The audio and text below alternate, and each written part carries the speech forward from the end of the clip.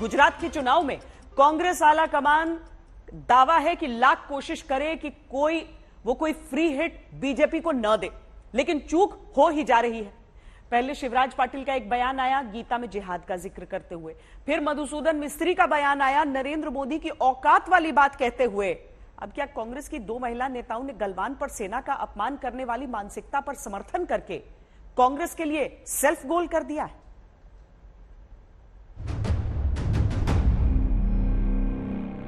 Northern army commander कहते हैं कि पीओके पर कब्जे के लिए हम तैयार हैं। तब बॉलीवुड एक्ट्रेस ऋचा चड्ढा सेना के इस बयान पर तंज कसती हैं, शौर्य पर सवाल उठाता ट्वीट करती हैं। अक्षय कुमार ऋचा पर सवाल उठाते हैं, कहते हैं कि ट्वीट को देखकर दुखी हुए, सेना का अपमान नहीं करना चाहिए था।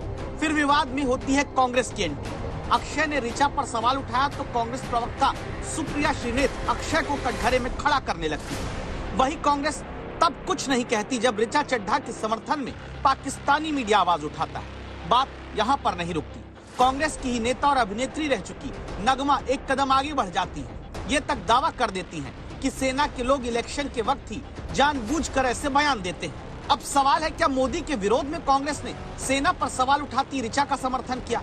क्या बीजेपी के विरोध में कांग्रेस नेता ने सेना के बयान देने पर सवाल उठाया है? क्या कांग्रेस के नेताओं ने गुजरात के चुनाव में मतदान से 6 दिन पहले बड़ी चूक कर दी है? जिस समय सर्जिकल स्ट्राइक हुई थी तो प्रेस कॉन्फ्रेंस किसने की थी? Director general military operation. तब सबूत मांग रहे थे। जब बालाकोट हुआ था तो प्रेस कॉन्फ्रेंस किसने की थी? इंडियन एयरफोर्स ने।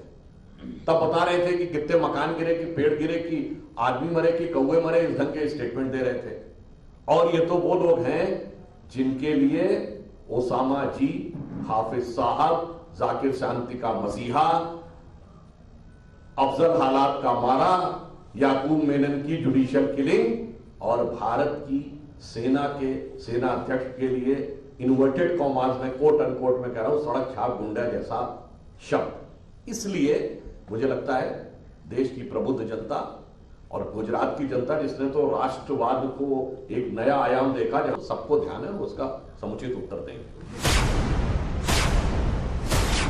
बीजेपी प्रवक्ता के बयान से यह साफ है कि अब गुजरात के चुनाव में सद्दाम हुसैन और पाकिस्तान के बाद गलवान पर कांग्रेस की चूक से एंट्री होने जा रही है, जिसकी वजह कांग्रेस की 2 महिला नेता बन रही हैं। सेना पर सवाल उठाती ऋचा के विरोध में उतरे अक्षय का विरोध करती सुप्रिया श्रीनेत और नॉर्दर्न आर्मी कमांडर के पीओके पर दिए गए बयान को गुजरात चुनाव की टाइमिंग से जोड़कर सवाल उठाती कांग्रेस नेता नगमा। अगर हमारे जनरल साहब ने कहा है तो बिल्कुल सही कहा है, पॉलिटिकल विल होनी चाहिए, फौज सब चीज़ें करने को तैयार है। पर ये जो एक्टर एक्ट्रेसेस हैं जो कमेंट करते हैं कि देखिए जी हमारे जो फौज का जो वीरता और फौज के जो ऑपरेशंस के ऊपर, मेरे को लगता है इनको ना अपनी एक्टिंग के ऊपर ही ध्यान देना चाहिए कि कैमरे के आगे कैसे उन्होंने खड़े होना, कैसे हंसना, रोना, डांस करना है। ये बाकी इनको शोभा नहीं देता, क्योंकि ये चीज़ें जो है इनकी समझ के बाहर है। और ये लगता है कि ये एक सारा पॉलिटिकली मोटिवेटेड है, क्योंकि अब कांग्रेस का जो वाइस प्रेसिडेंट हैं जो बॉम्बे की नरगिस, वो भी एक्ट्रेस है, वो भी इसके सपोर्ट में है। ये जो गलवान के लिए जो ऋचा चड्ढा ने कहा, और ऋचा चड्ढा ने अपोलोजाइज किया कि मेरे से गलती होगी, भाई कहा मैंने। चीज़ ये है गलती करना क्यों? क्योंकि आपका माइंडसेट जो है वो इस हिसाब से है।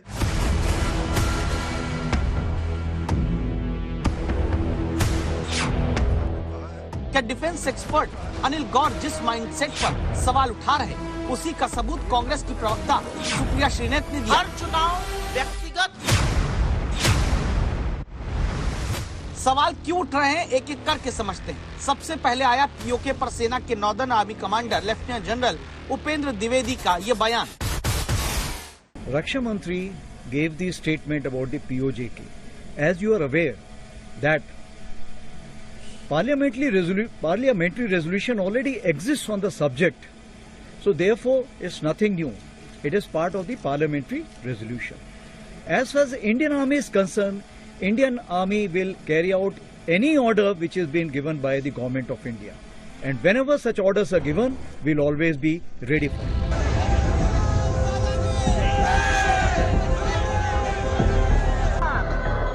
ये बात किसी चुनावी रैली में नहीं कही गई, ये बात किसी नेता ने नहीं कही थी, वतन की रक्षा के लिए, देश के लिए मर मिटने वाली सेना के कमांडर ने कही। क्या उस पर मजाक बनाया जाएगा? जवाब है नहीं। फिर बॉलीवुड एक्ट्रेस ऋचा चड्ढा ने ऐसा किया। क्यों सेना के कमांडर के बयान के ऊपर तंज कसा, चुटकीली मजाक बनाया? लिखा, गलवान हाय कह रहा है। गुरुवार को ऋचा ने माफी मांगी, सेना से रिश्ता अपना बताया, लेकिन लोगों का गुस्सा नहीं थमा। यहाँ तक कि अक्षय कुमार ने गुरुवार की शाम ही सेना पर सवाल उठाने वाली ऋचा का विरोध किया। टिप्पणी लिखी कि ये देखकर दुख हुआ, भारतीय सेना का अपमान कभी नहीं करना चाहिए, वो हैं तो हम हैं। लेकिन फिर अब तक चुप रही कांग्रेस की तरफ से बोल पड़ी प्रवक्ता सुप्रिया श्रीनेत। तेज तर्रार प्रवक्ताओं में से एक हैं सुप्रिया श्रीनेत। इन्होंने अक्षय कुमार पर निशाना साधा। पहले तो अक्षय कुमार के नरेंद्र मोदी के साथ हुए इंटरव्यू की बातचीत के हिस्से को याद कराया। फिर अक्षय कुमार की कनाडा की नागरिकता होने की वजह से विदेशी बताते हुए लिखा कि उन्हें अक्षय से सेना के शौर्य, पराक्रम, राष्ट्रवाद पर भाषण नहीं सुनना। अब कुछ सवाल उठते हैं। पहला सवाल, क्या अक्षय कुमार का विरोध करके कांग्रेस प्रवक्ता ऋचा चड्ढा की सेना पर सवाल उठाने वाली मानसिकता का समर्थन करती हैं? अगर नहीं, तो फिर अक्षय पर सवाल उठाने वाली सुप्रिया तब क्यों चुप हैं जब पाकिस्तान का मीडिया ऋचा का समर्थन करने लगा?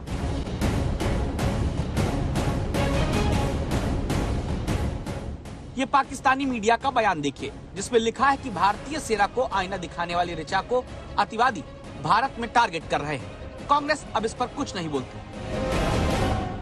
देश की सेना का अपमान करने वालों के समर्थन में जो भी खड़ा हो, वो किसी गद्दार से कम नहीं। आज मैं विशेष रूप से उन परिवारों के संदर्भ में आपसे प्रार्थना करती हूं, जिन्होंने देश की सेवा में अपने परिजनों को खोया। इस प्रकार के बयान ऐसे परिवारों को आहत करने वाले हैं।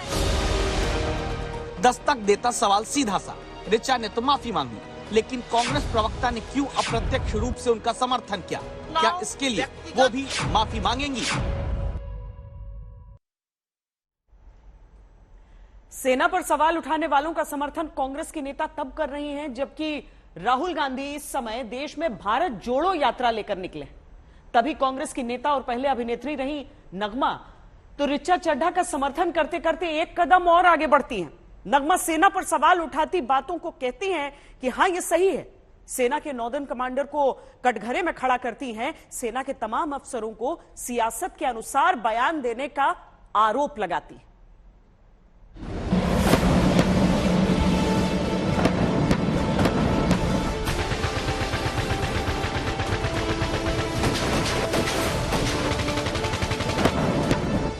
से पहले देश और देशवासियों के लिए सोचने वाली भारतीय सेना, जिनके जवान हमेशा वतन को ये भरोसा देते हैं कि वो तैयार है, तब क्यों राजनीतिक विरोध के चलते सेना के कमांडर और सेना की तैयारी को ही कटघरे में खड़ा करने वाली बात कांग्रेस की नेता नगमा ने कही।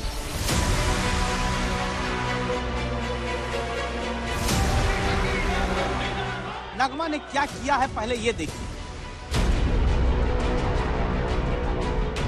उत्तरी सेना के commander lieutenant general Upendra Dwivedi ने जब कहा कि भारतीय सेना पीओके में कब्जे के लिए तैयार है, तब एक ट्वीट की लिखी इन बातों को नगमा ने कहा क्वाइट राइट, यानी ये ठीक है, जिसमें समर्थन करते हुए इस बात पर कांग्रेस नेता ने मुहर लगाई कि ऋचा चड्ढा ने सेना के शहीदों का मजाक नहीं उड़ाया। ऋचा चड्ढा तो बीजेपी का चुनावी फायदा कराने का राजनीतिक बयान देते सेना के अफसर को टारगेट कर रही थी। जब सेना का राजनीतिकरण होता है तो आलोचना सहने और मजाक सहने को तैयार रहिए। कांग्रेस की नेता नगमा की इन बातों पर भरोसा न हो तो आज तक संवाददाता गौरव सावंत के साथ हुई बातचीत को सुनिए, भरोसा हो जाएगा। नगमा जी, गलवान को लेकर ये जो पूरी कंट्रोवर्सी चल रही है, पहले ऋचा चड्ढा का ट्वीट और उसके बाद सेना के एक वेटरन का कहना जिसको आपने क्वाइट राइट कहा है, आप इसे किस परिप्रेक्ष्य में देखती हैं? क्योंकि ऋचा चड्ढा ने जो पूरी बात कही थी वो तो आर्मी कमांडर के ट्वीट को, आर्मी कमांडर के बयान को लेकर कही थी। पहले तो सभी को नमस्कार। और हमने हमेशा से भारत की सेना को और भारत के जितने भी जवान हैं जिन्होंने अपनी जानों की बलिदानें दी हैं, उनको हमेशा हमने सर्वोपरि रखा है और आज भी उसी तरह से हम पूरे सम्मान के साथ उन्हें देखते हैं। तो ये ट्वीट जो मैंने किया था, ये एक आर्मी मैन को ही मैंने सेकंड करके किया था और उसमें मुझे नहीं लगता कि कोई गलत बात हुई थी, क्योंकि पास्ट में हमने देखा है कि जनरल जो है, आर्मी जनरल भी जाके बीजेपी ज्वाइन किए हैं।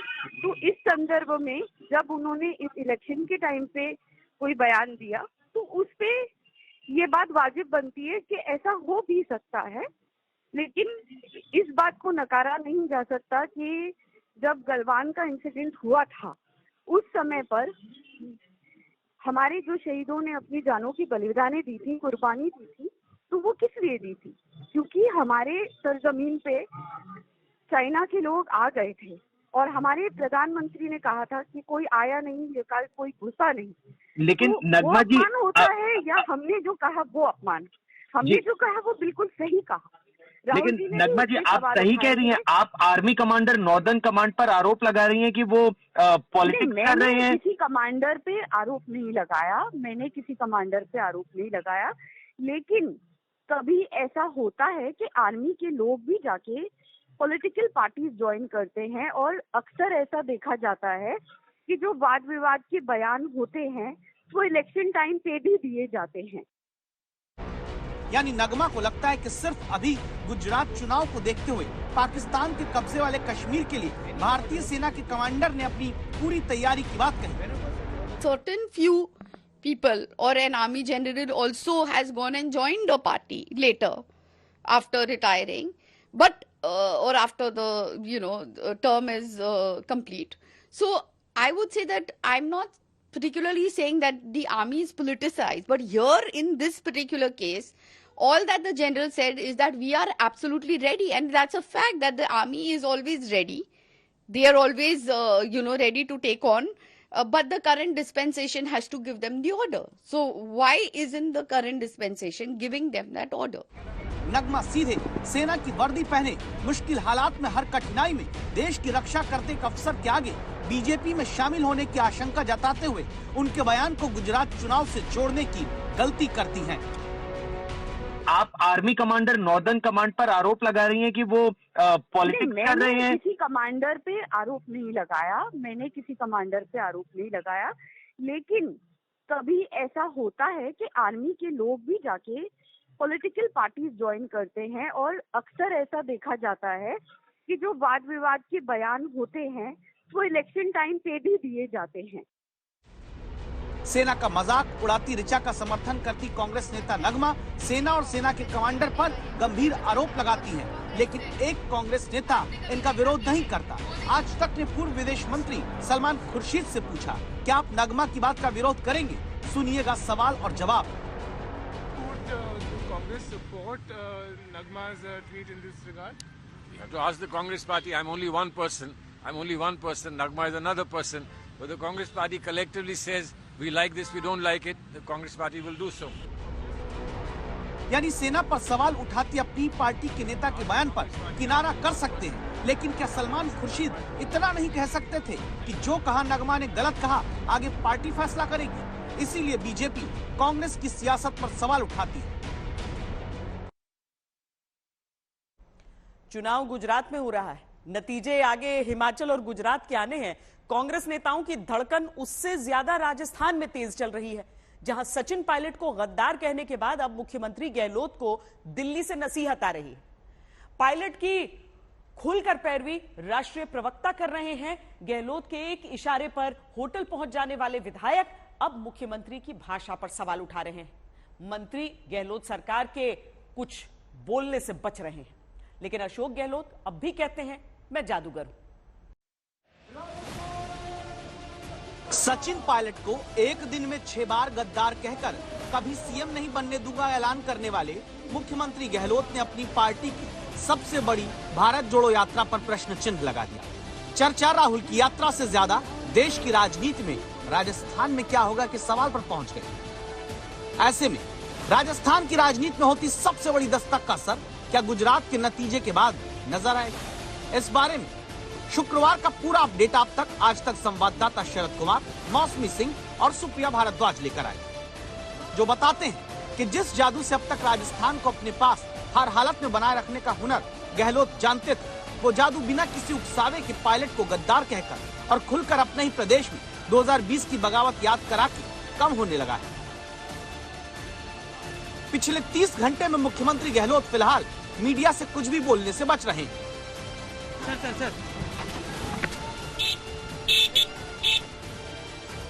एक इंटरव्यू में सारे शब्दबाण छोड़ चुके गहलोत को शायद अंदाजा होगा कि मुंह से निकली बात और कमान से निकला तीर नहीं लौटता, बल्कि कई बार बात उल्टी पड़ती है, तीर उल्टा घूम जाता है। शायद इसीलिए अब भी जादू जादू का दावा एक कार्यक्रम में करते दिखे। मैं जादू करके उठाता हूँ।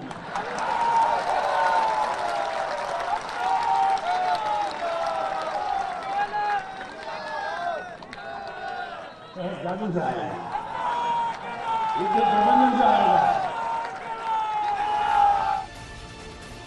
गहलोत को अंदाजा नहीं था कि अब तक पायलट के खिलाफ उनकी जिन बातों को चुपचाप सुन लिया जाता है, अब उन्हीं के लिए आलाकमान से संदेश नसीहत के रूप में आने लगेगा। संगठन सर्वोपरि है। सर्वप्रथम संगठन को हमें देखना है और आज जो हर एक कांग्रेस कार्यकर्ता या नेता की जिम्मेदारी बनती है कि वो भारत जोड़ो यात्रा को उत्तर भारत में उतना ही सफल बनाए जितना कि महाराष्ट्र और दक्षिण भारत के राज्यों में हमें देखने को मिला है। जो हल निकालना है कांग्रेस नेतृत्व राजस्थान के मामले में वो निकाला जाएगा। संगठन सर्वोपरि है। सर्वप्रथम संगठन को देखने की जरूरत है। व्यक्ति आते हैं, व्यक्ति जाते हैं। मुख्यमंत्री अशोक गहलोत ने इस बार सचिन पायलट के खिलाफ मोर्चा खोला तो सोचा होगा कि पिछली बार की तरह इस बार भी मंत्रियों और विधायकों का समर्थन मिलेगा, मगर जिस तरह से गांधी परिवार और मुख्यमंत्री अशोक गहलोत के बीच रिश्ते बिगड़े हैं, राजस्थान के विधायक और मंत्री मुख्यमंत्री अशोक गहलोत का बयान से किनारे करते दिखे। यहां तक कि मुख्यमंत्री अशोक गहलोत के पक्ष में मोर्चा खोलने वाले प्रताप सिंह खाचरियावास ने भी चुप्पी साध ली है। राजस्थान की राजनीति का बदला हुआ सिनेरियो ऐसा है कि पता नहीं हाईकमान का इशारा समझ गए हैं या फिर गहलोत के शब्दों ने गहरा घाव दिया। नौबत ऐसी कि जो विधायक संकट में गहलोत के कहने पर होटल में डेरा डाल देते थे, अब मुख्यमंत्री को अपना संरक्षक बताकर कहते हैं सलाह ले लीजिए। मैं ये कह रहा हूं कि हर किसी को शब्दों का, हम लोगों के 102 एमएलए के तो संरक्षक है, संरक्षक को तो कुछ एडवाइस देनी नहीं चाहिए, संरक्षक से एडवाइस लेनी चाहिए। परंपरा तो ये है ना, परंपरा तो ये रहती है, व्यवस्था भी ये रहती है कि जिसमें से आप पैटर्न होते हो, संरक्षक होते हो, उन लोगों से उसके बावजूद भी मेरे को मेरे परिवार के अंदर जो बुजुर्ग है और विशेषकर जो परिवार के संरक्षक है, उनसे भी ये निवेदन करना पड़ रहा है कि आप शब्दों का अच्छा प्रयोग करो। साथ के विधायक कह रहे हैं कि मुख्यमंत्री को भाषा की मर्यादा नहीं तोड़नी थी और कैबिनेट की प्रेस कॉन्फ्रेंस में गहलोत के करीबी मंत्री जाने से बचते रहे, जो गए कुछ बोलने से बचते रहे। मंत्रिमंडल एक बार ओबीसी वाले को बिल्कुल क्लियर कीजिए, क्या आगे पे क्या रूल्स वगैरह आएंगे तो सब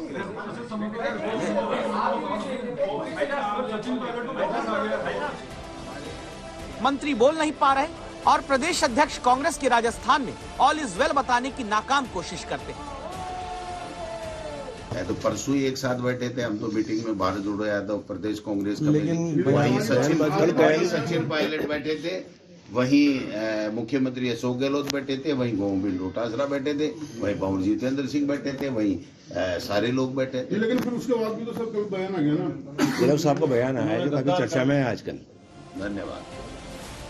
गहलोत खेमे की हलचल के सामने पायलट खेमा संयत भाव से इंतजार कर रहा है, क्या फैसला आगे होगा। हम लोग भी बड़े उसमें है संशय में कि आखिर में ऐसी बातें क्या हो रही हैं। अब लगातार ये काम चल रहे हैं। 25 तारीख को ये वाक्य हुआ और आज ये नया वाक्य हुआ, इससे काफी तकलीफ हुई है सबको और मैं सोचता हूँ कि मुख्यमंत्री जी को ऐसी बातें करना शोभायमान नहीं देता है। पर गद्दार तो सचिन पायलट है, गहलोत साहब ने तो बोल दिया कि गद्दार है वो तो कहाँ माफीनामा देने को तैयार है उनको। भाई अशोक जी गहलोत क्या नाम है ना फैसला नहीं करते हैं यहाँ कांग्रेस में फैसला करता है आला कमान, और आला कमान जब फैसला ले लेता है तो इसके बाद कुछ बचता नहीं है। फिलहाल सचिन पायलट दिल्ली में कांग्रेस नेताओं से मिलते रहे। अशोक गहलोत गुजरात दौरे पर पहुंचने वाले हैं। इस बीच राजस्थान में कांग्रेस के भीतर उथल पुथल की नब्ज भारत जोड़ो यात्रा के नाम पर नापने महासचिव केसी वेणुगोपाल पहुंच रहे हैं। मौसमी सिंह और सुप्रिया भारद्वाज के साथ शरद कुमार, जयपुर आज तक। लचित बोरफुकन, भारत का वो वीर जिसने 17 बार मुगलों से जंग लड़ी। अहोम सेना का वो सेनापति जो अकेला मुगल सेना से लड़ने के लिए छोटी सी नाव पर उतर गया, जिसने अपनी बहादुरी से औरंगजेब के सेनापति को भी अपना मुरीद बना लिया। आज से पहले हम में से अधिकतर लोगों ने यह नाम नहीं सुना होगा। पहली बार ये जान रहे होंगे कि असम का यह महान योद्धा अकेला ही मुगलिया सल्तनत की शक्तिशाली फौज पर भारी पड़ा था। लचित बोरफुकन की 400वीं जयंती के मौके पर आयोजित एक कार्यक्रम में पीएम मोदी ने कहा कि आजादी के बाद हमें वही इतिहास पढ़ाया गया जिसको गुलामी के कालखंड में साजिश के तहत रचा गया, जिसे अब बदलने की जरूरत है। मातृभूमि की करने रक्षा उठा एक महायोद्धा, ब्रह्मपुत्र सी प्राचीन विरासत का वंशज लचित बोरफुकन। लचित बोरफुकन वो सेनापति जो अहोम सेना की ऐतिहासिक विजय का नायक था। लचित बोरफुकन वो योद्धा जिसे पूर्वोत्तर का शिवाजी कहा जाता है। लचित बोरफुकन जिसने अकेले ही मुगलिया सल्तनत की सबसे शर्मनाक हार तय कर दी। लेकिन सवाल यह है कि इतने महान योद्धा से देश इतनी सदियों तक क्यों अनजान रहा। प्रधानमंत्री इसकी वजह बताते हुए कहते हैं, आजादी के बाद जरूरत थी हमें गुलाम बनाने वाले विदेशियों के एजेंडे को बदला जाए, लेकिन ऐसा नहीं किया गया। तो क्या आजादी के बाद भारत के लोगों को एक खास सोच के समर्थन वाला इतिहास परोसा गया?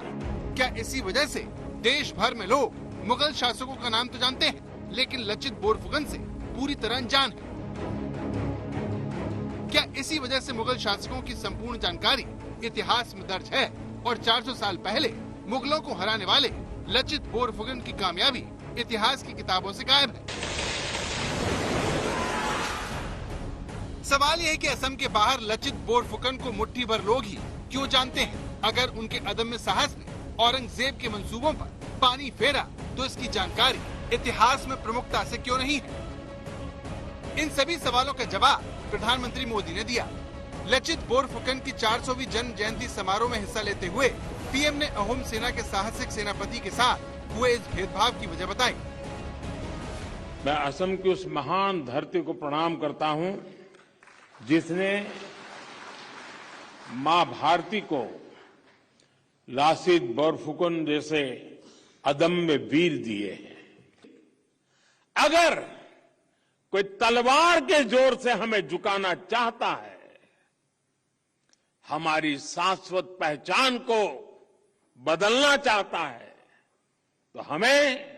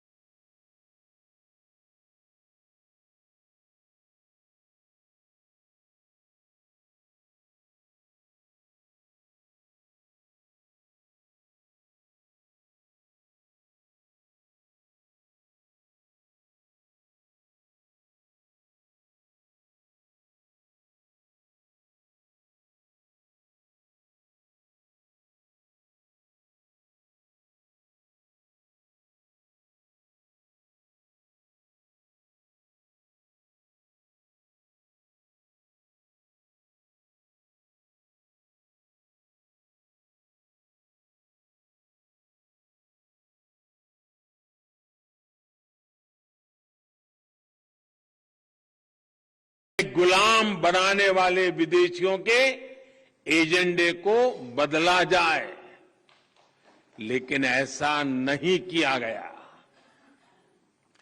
देश के हर कोने में मां भारती के वीर बेटे बेटियों ने कैसे आतताइयों का मुकाबला किया, अपना जीवन समर्पित कर दिया, इस इतिहास को जानबूझ करके दबा दिया गया। क्या लासित बोरफुकन का शौर्य मायने नहीं रखता क्या? कि अत्याचारों से भरे लंबे कालखंड में अत्याचारियों पर विजय की भी हजारों गाथाएं हैं, जय की गाथाएं हैं, त्याग की गाथा है, तर्पण की गाथाएं हैं। उन इतिहास के मुख्य धारा में जगह न देकर पहले जो गलती हुई, अब देश उसे सुधार रहा है। असम में लचित बोरफुकन की जयंती इस बार भी किसी महापर्व की तरह मनाई गई है। कहीं वीर योद्धा के लिए श्रद्धांजलि के दीप जले तो कहीं प्रतीकात्मक नौका दौड़ का आयोजन हुआ। असल में ये नाम ही मुगलों की सेना पर लचित बोरफुकन की ऐतिहासिक जीत का प्रतीक है, जिसने युद्ध की तकदीर बदल दी।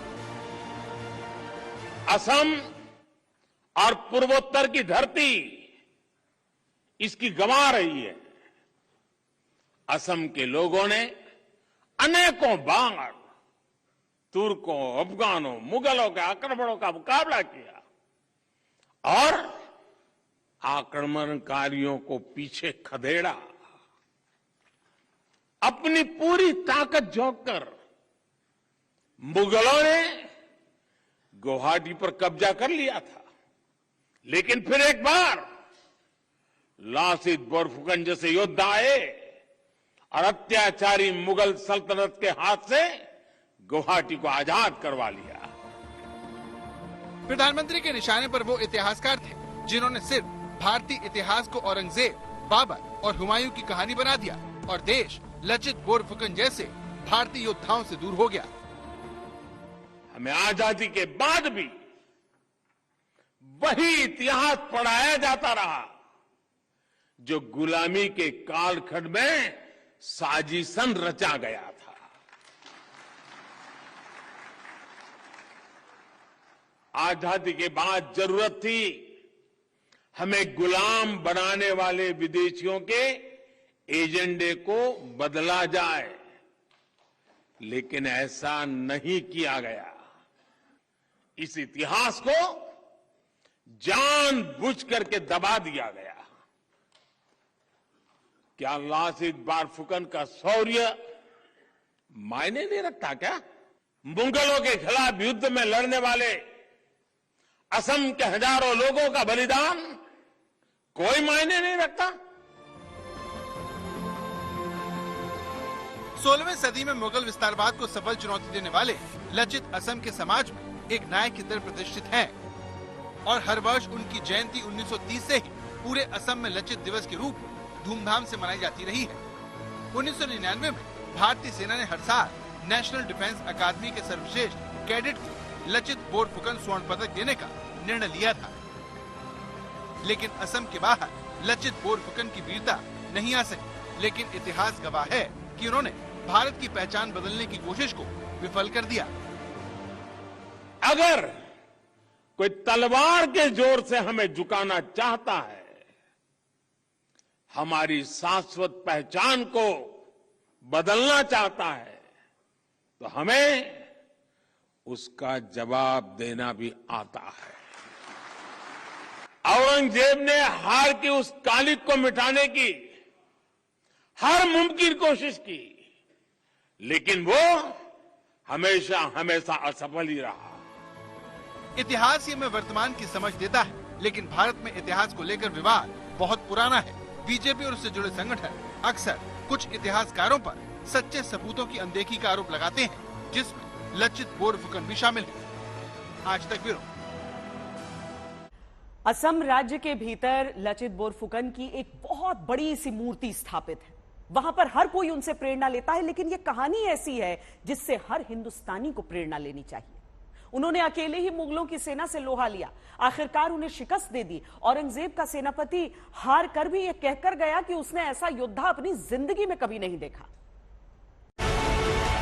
मुगल शासक औरंगजेब ने अहोम साम्राज्य पर विजय के लिए 21 सामंत, 32,000 पैदल सैनिक, 18,000 तुर्क घुड़सवार और 15,000 तीरंदाजों को भेजा, लेकिन इसके बावजूद लचित बोरफुकन के आगे मुगल सेना की एक न चली।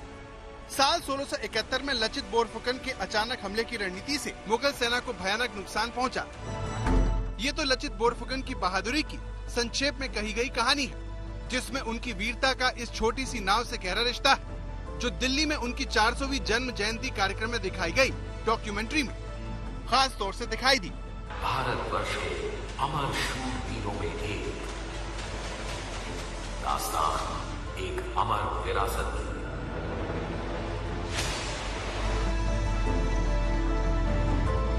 सरायघाट के युद्ध में शुरुआती सफलता मुगल सेना को मिलती देख अहोम सेना पीछे हटने लगी। तभी बीमार लचित बोरफुकन एक छोटी सी नाव में खुद युद्ध में उतर गए और उनकी ललकार सुनकर जोश से भरे अहोम सैनिकों ने पूरी हिम्मत से लड़ते हुए मुगल सेना को उल्टे पैर दौड़ने पर मजबूर कर दिया। वहीं पर बनाए हुए हथियार और छोटी नाव को लेकर लड़ाई को लड़ा गया। बहुत असमानता थी, संख्या की दृष्टि से असमानता थी, युद्ध की जानकारी की दृष्टि से असमानता थी, मगर जहां तक राष्ट्रभक्ति का सवाल था, लचित बोरफुकन के पास जो राष्ट्रभक्ति थी, उनकी सेना के पास जो राष्ट्रभक्ति थी, उसका खतरा भी मुगल की सेना में नहीं था और राष्ट्रभक्ति का विजय हुआ, देशभक्ति का विजय हुआ और उन्होंने वो युद्ध को जीता। अहोम राज्य की संप्रभुता, संस्कृति और सभ्यता को बचाया। अहोम सेना और लचित बोरफुकन की बहादुरी से औरंगजेब का आक्रमण मंत्री राजा राम सिंह इतना प्रभावित हुआ कि उसने खुलकर लचित बोरफुकन की तारीफ की।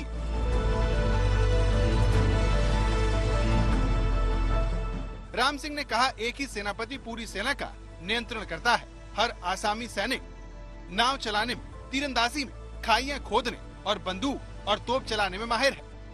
मैंने भारत के किसी भी हिस्से में इस तरह की हर फन मौला फौज नहीं देखी है। मैं जंग के मैदान में खुद शामिल रहते हुए भी उनकी एक भी कमजोरी नहीं पकड़ पाया। इसके बाद मुगलों ने कई बार अहोम सेना पर हमला किया, लेकिन वो कामयाब नहीं हुए और असम मुगलों का गुलाम होने से बच गया। इसकी सबसे बड़ी वजह थे लचित बोरफुकन। लेकिन ये महान योद्धा देश भर में उतना जाना पहचाना नाम नहीं है। असम के मुख्यमंत्री इसकी वजह बताते हुए कहते हैं, हमारा भारत खाली औरंगजेब का कहानी नहीं है, हमारा भारत खाली बाबर का कहानी नहीं है, हमारा भारत खाली जहांगीर हुमायूं का कहानी नहीं है, हमारा भारत लचित बोरफुकन का है, हमारा भारत छत्रपति शिवाजी का है, हमारा भारत गुरु गोविंद सिंह का है, हमारा भारत दुर्गादास राठौर का है। गृह मंत्री अमित शाह ने इतिहासकारों से भारत के इतिहास को फिर से लिखने के लिए कहा है। उन्होंने आश्वासन दिया कि सरकार तोड़ मरोड़ कर पेश किए गए इतिहास को ठीक करके रहेगी। हमारे इतिहास को गौरवमय तरीके से लिखने में अब हमें कौन रोकता है? ये 30 साम्राज्य और 300 विभूतियों के जीवन पर आप लोग R&D करिए, आप लोग रिसर्च करिए, इन पर लिखिए और नए इतिहास की शुरुआत करिए। नया इतिहास आएगा, जो असत्य है वो अपने आप चला जाएगा। Indian council of historical research ने इतिहास को फिर से लिखने के लिए एक प्रोजेक्ट को लॉन्च किया है। प्रोजेक्ट के तहत भारत का इतिहास फिर से लिखा जाएगा। इसका मकसद है पहले जो भी झूठ बताया गया है उसे खत्म करना और फैक्ट के साथ इतिहास लिखना। ICHR की तरफ से एक काम शुरू हो गया है। इसके पहले हिस्से को मार्च 2023 में जारी कर दिया जाएगा। 100 से ज्यादा इतिहासकार इस प्रोजेक्ट पर काम कर रहे हैं, लेकिन विपक्ष को ये रास नहीं आ रहा और वो सरकार को इतिहास से छेड़छाड़ न करने की हिदायत दे रहा है। इतिहास तथ्यों पे चलता है, तथ्य के इंटरप्रिटेशन में फर्क हो सकता है, लेकिन तथ्य तो नहीं बदल सकते ना आप। तमाम वैसे लोग जिन्होंने इतिहास को के तथ्य को बदलने की कोशिश की, उन्होंने अपना भविष्य खराब किया। अहोम सेना का साहस शिखर छू लेता है। बीजेपी कहती है कि जिस देश की जनता को अपने इतिहास पर गौरव का बोध न हो, वो सुनहरा भविष्य कभी नहीं बना सकती। वहीं विपक्ष इतिहास में किसी तरह के बदलाव के खिलाफ है। इस तरह इतिहास पर पहले से चला आ रहा टकराव आने वाले दिनों में और भी तेज हो सकता है। आज तक ब्यूरो। एक अचूक रणनीतिज्ञ, सबके प्रिय बोरफुकन, जनता के चहेते कल भी और आज भी ब्रह्मपुत्र के शूरवीर लचित बोरफुकन। दस्तक में आज के लिए इतना ही। देश और दुनिया की बाकी खबरों के लिए आप देखते रहिए आज तक।